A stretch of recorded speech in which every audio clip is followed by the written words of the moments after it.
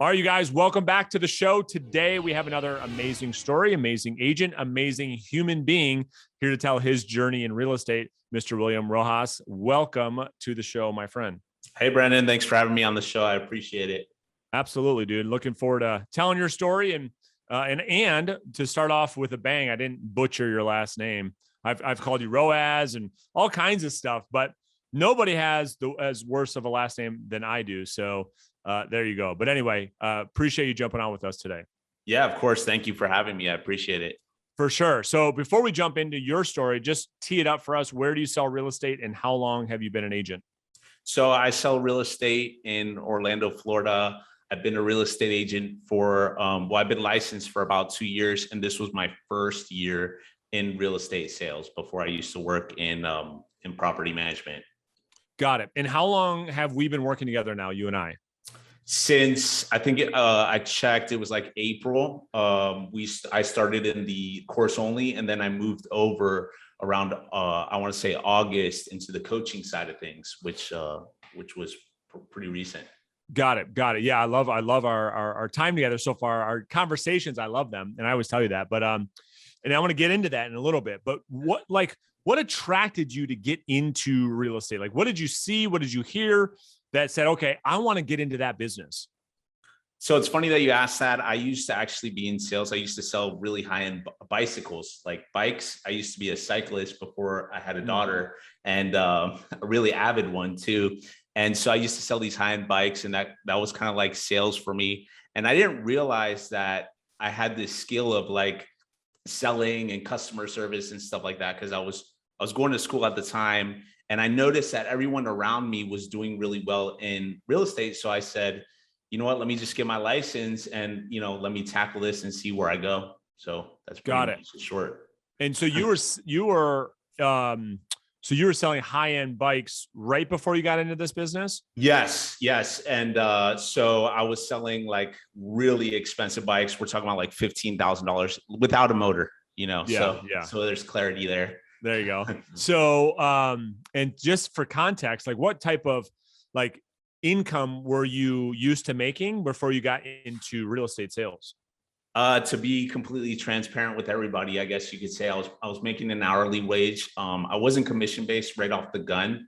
Got it. We were more service based because it's retail at the end of the day. So I made around probably $30,000, to be honest. Yeah.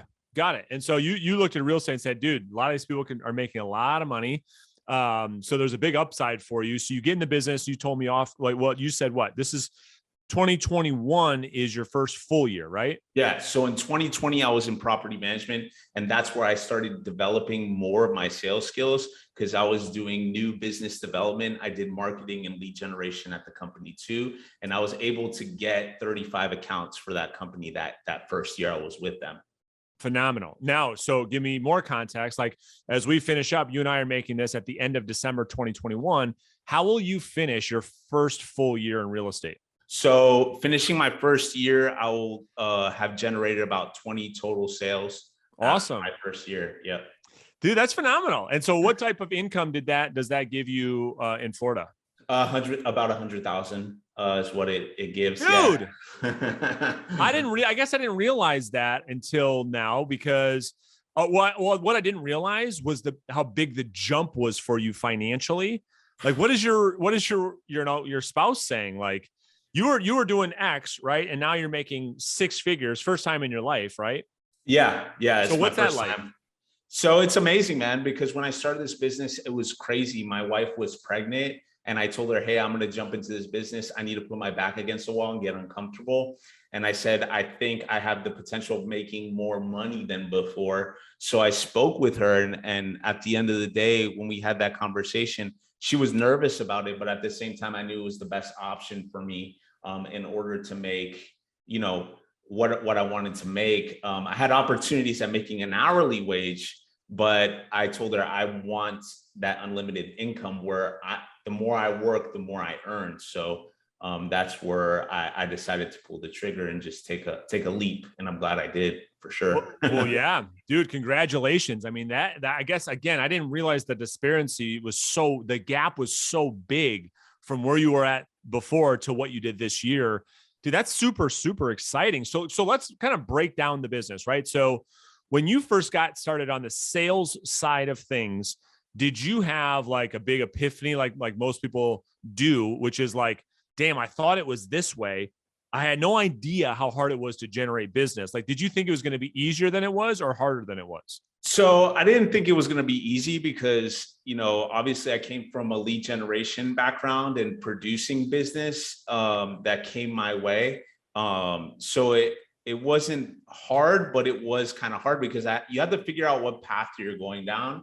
And I think that's what is the most difficult part when you're starting out, right? So in the end, I would say that, yeah, it's difficult. I knew it was going to be difficult, but I knew I had the background and I could do it ultimately. Yeah. And so what were you doing to generate new business before you and I started working together?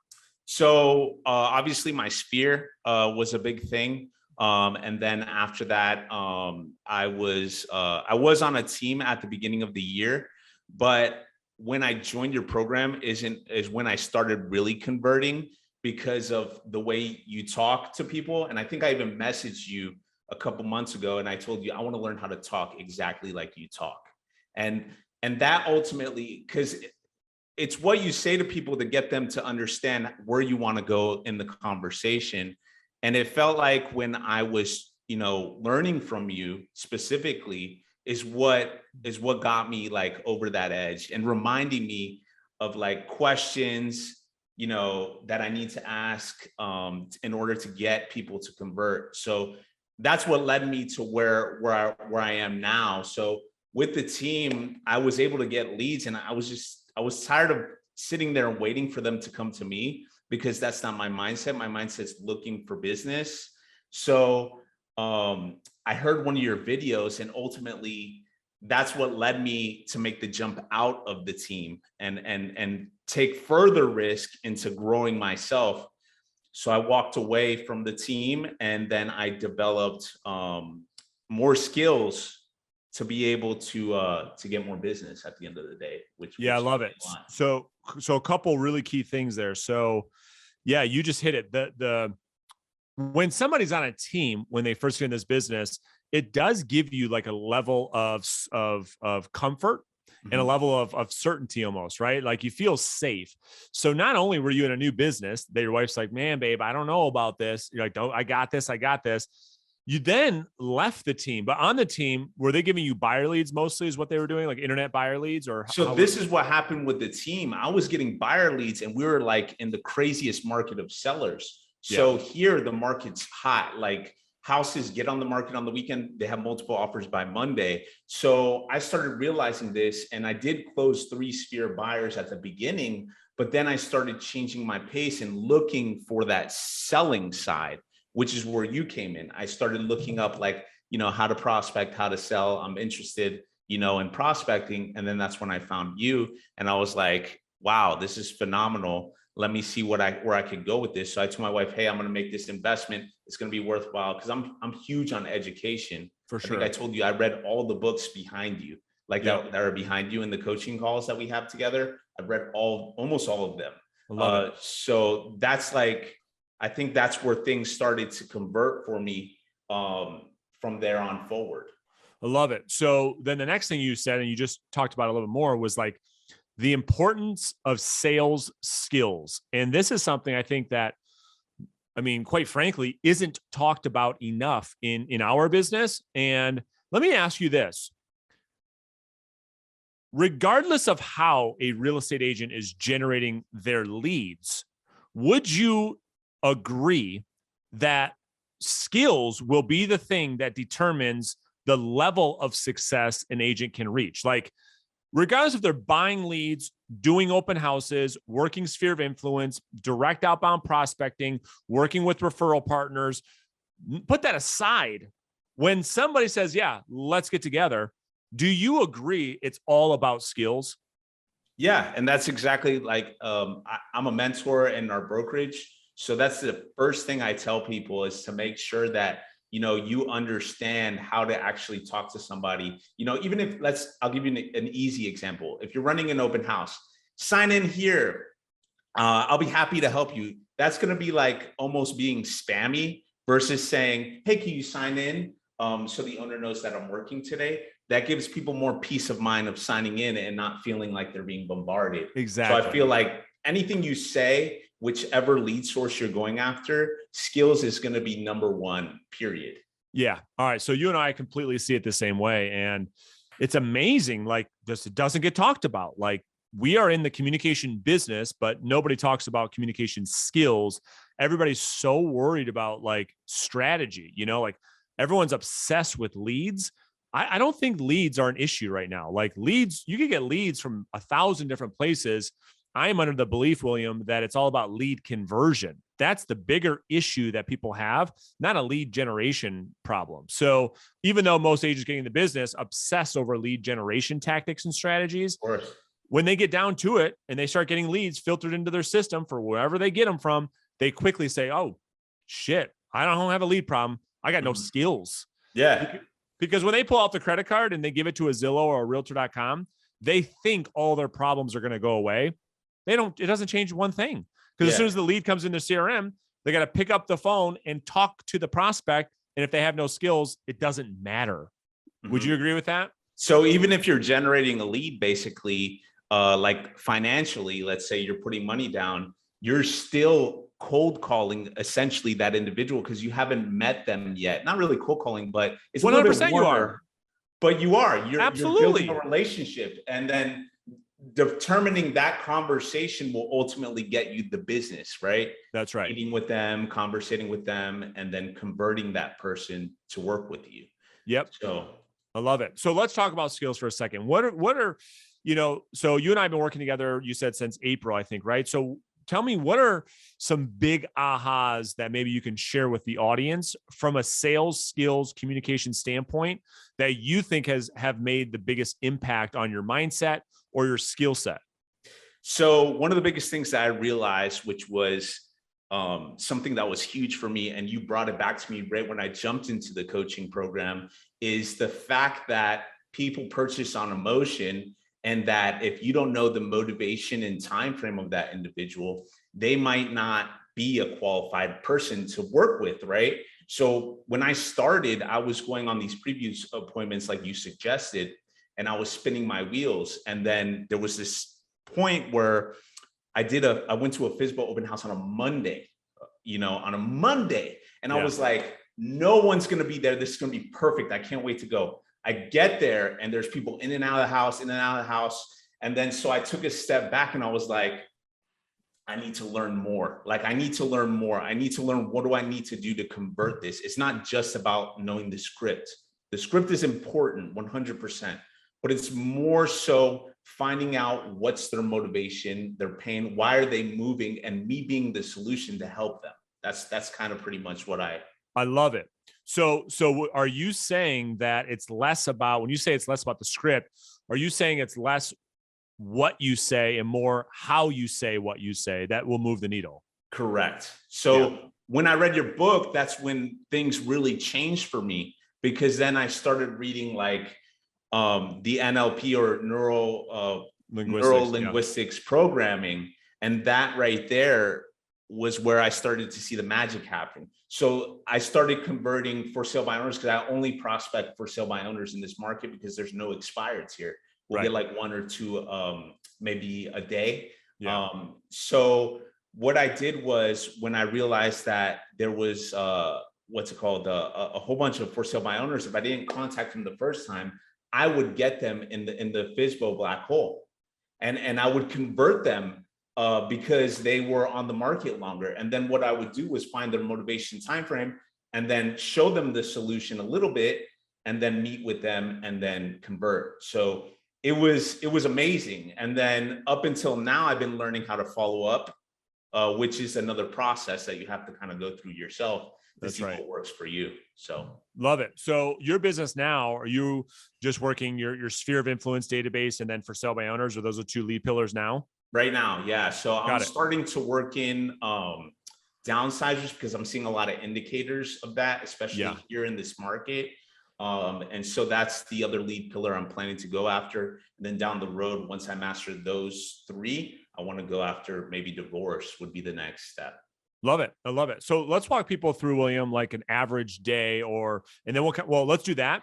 And then we'll get into like your conversion process of like when you talk to a for sale by owner for the first time versus, and then the whole thing when you're putting that sign in the front yard. So first, let's talk about what does an average day look like when you wake up on Monday, Tuesday morning? What does that look like for you? Yeah. So I wake up usually around 5 in the morning.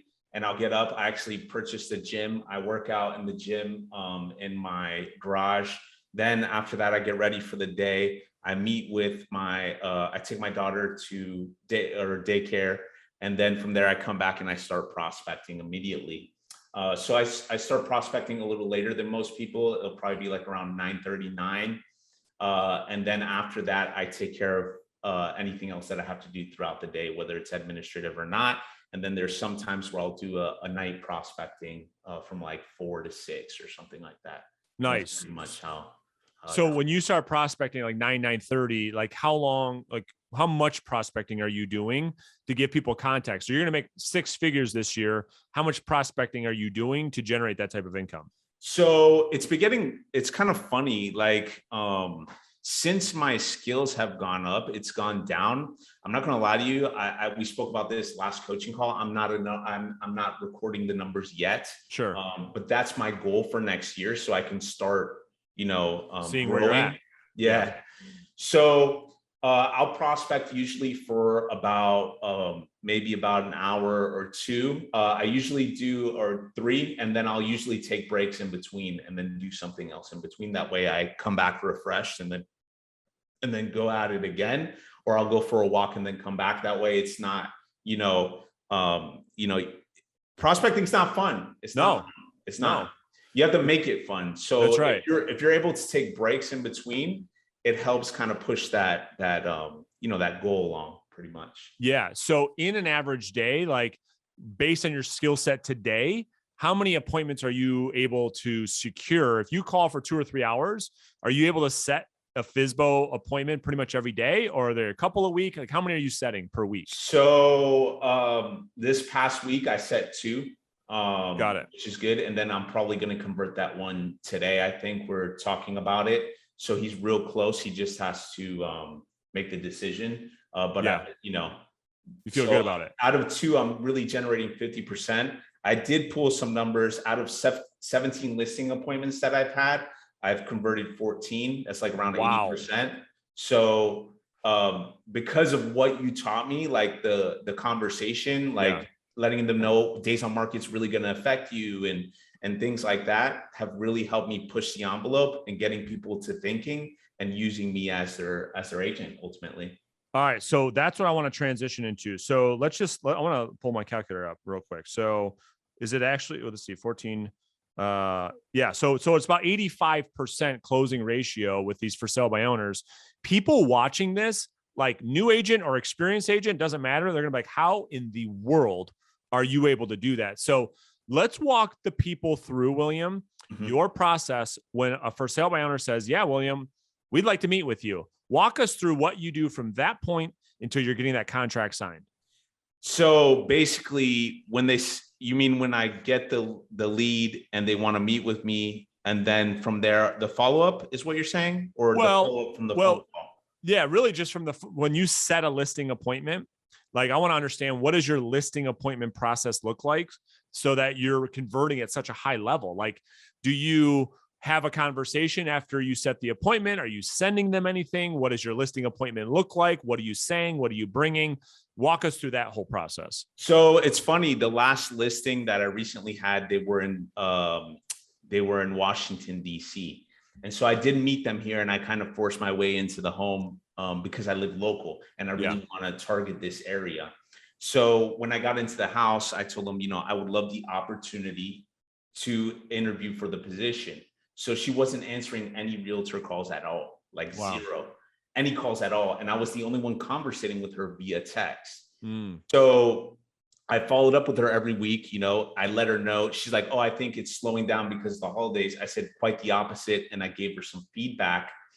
And so it proved to me that follow-up, just in the way that person wants to conversate, is way more powerful than putting somebody on a drip campaign and being obnoxious.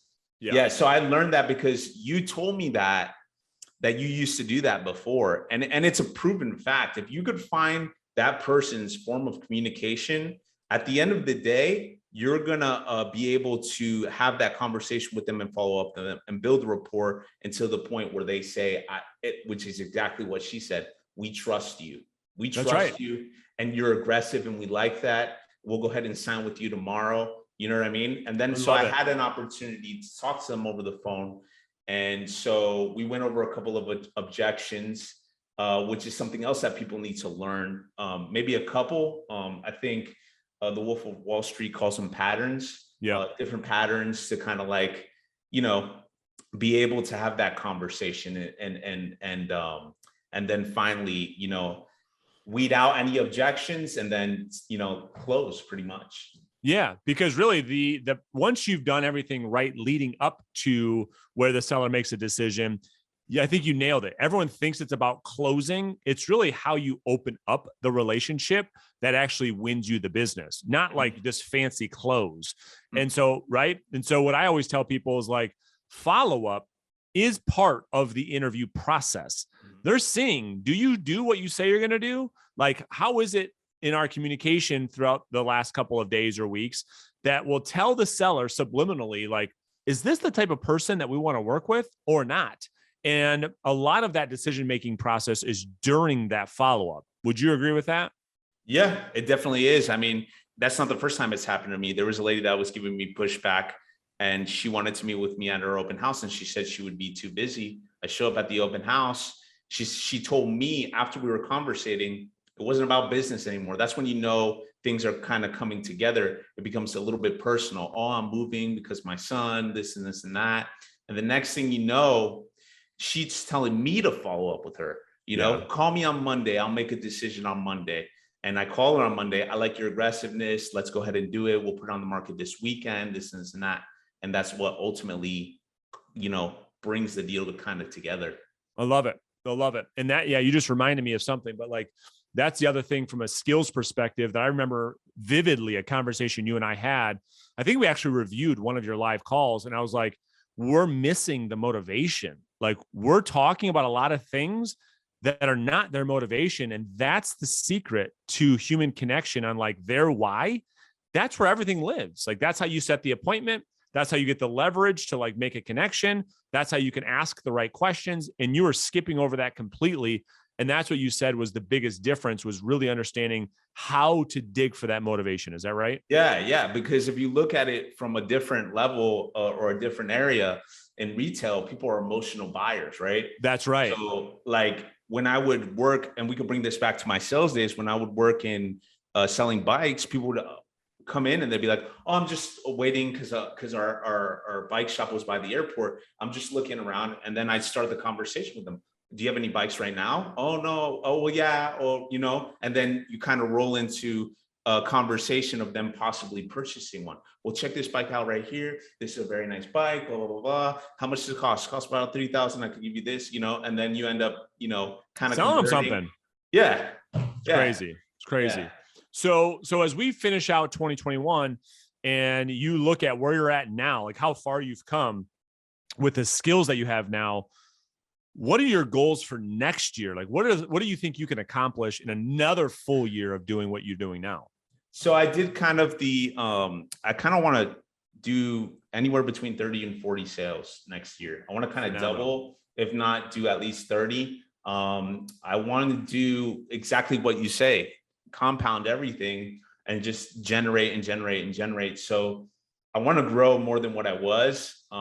And that way I could keep on growing from there. That's the ultimate plan. So good.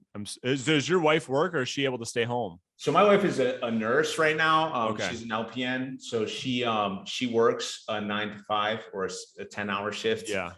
She wants to at some point go to school and hopefully I can help her do that. That's the plan. I love it.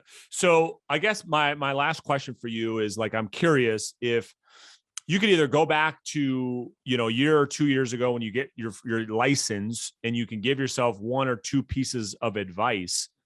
What would you tell yourself that maybe other new agents could benefit from as well? Everything you tell me.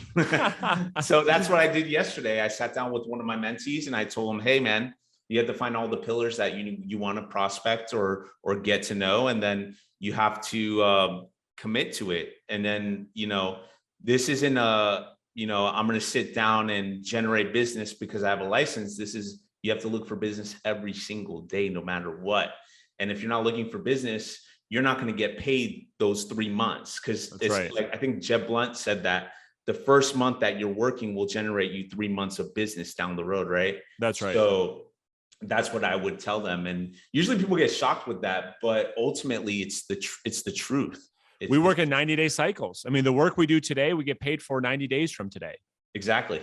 Yeah. That's great advice. Great advice.